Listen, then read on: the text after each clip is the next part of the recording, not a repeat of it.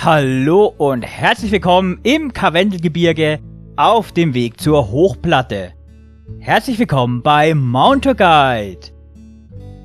Kurz und knapp vorab, falls ihr diese Tour nachgehen wollt, ihr findet die komplette Tourenbeschreibung zum Download für unterwegs dann bei Alpenverein aktiv. Der Link dazu, den findet ihr jetzt oben in der Infobox oder unten in der Beschreibung.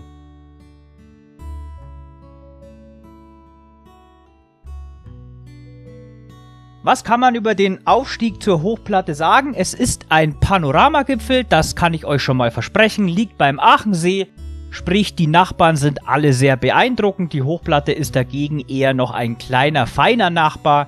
Nichtsdestotrotz allemal eine Tagestour wert, ich kann es euch sehr ans Herz legen.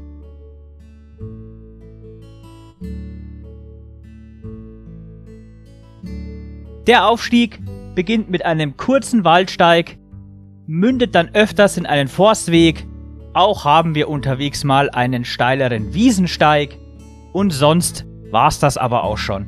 Es gibt bei dieser Tour keine Schwierigkeiten, wie gesagt, wir haben 2, 3 Stellen, die wirklich steil sind, gerade kurz vorm Gipfel, das letzte Stück hat's nochmal kurz knackig in sich, was die Steigung angeht, aber ansonsten kann man da gemütlich hochgehen.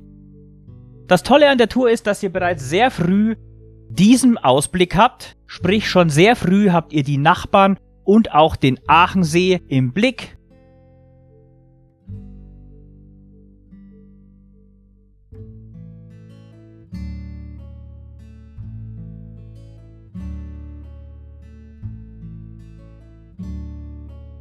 Die Seewaldhütte, sollte ich vielleicht kurz erwähnen, ist eine ehrenamtliche Hütte. Die hat also quasi keine festen Öffnungszeiten. Am besten ruft man vorher an oder man macht es auf gut Glück. Bei mir hatte sie offen, ich bin auch eingekehrt.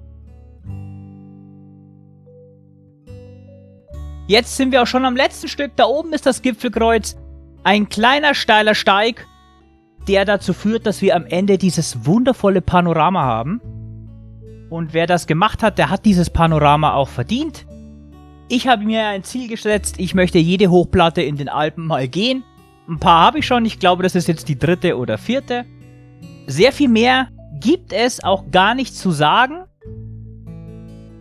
Für alle Hundebesitzer möchte ich an dieser Stelle noch zum Abschluss sagen, freilaufendes Weidevieh ist hier unterwegs. Der Pfad kreuzt denen ihre Weidewiese. Also bitte Leinenpflicht und darauf achten, dass da nichts passiert. Genießt das Panorama. Das hier finde ich übrigens einen sehr schönen Anblick. Ich wünsche euch viel Spaß. Macht sie, geht sie und nicht vergessen, nur mit Mountaguide erreichst du den Gipfel gescheit.